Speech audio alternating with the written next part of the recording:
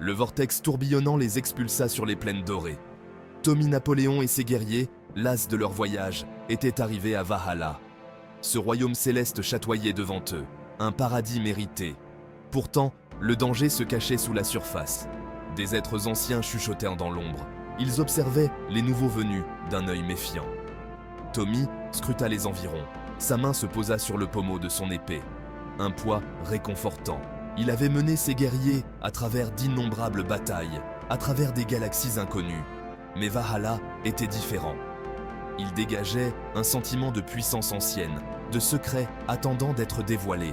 Ses guerriers, un groupe hétéroclite, lié par la loyauté et le courage, se déployèrent derrière lui. Il y avait Marcus, le stratège stoïque, les yeux scrutant constamment les alentours. À côté de lui se tenait Anya, la guerrière féroce aux réflexes fulgurants, la main jamais loin de ses doubles dagues. Eux, ainsi que le reste des guerriers, étaient prêts à affronter tous les défis que Valhalla leur lancerait. Leur voyage était loin d'être terminé.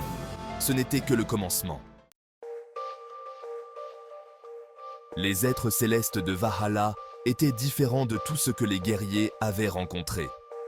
Créatures d'énergie pure, ils scintillaient d'une lumière intérieure.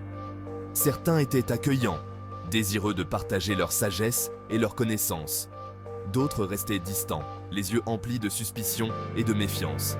Tommy, un leader né, navigua ces complexités avec prudence. Il comprenait que la paix dans ce nouveau monde était une chose fragile. Un faux pas pourrait la briser, plongeant Valhalla dans le chaos.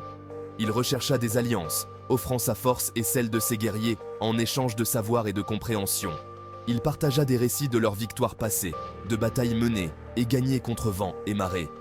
Il parla de leur engagement indéfectible envers la justice et de leur désir de protéger les innocents.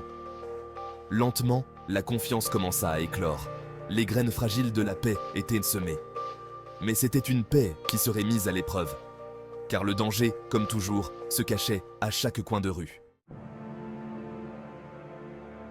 La vie à Valhalla n'était pas sans défi.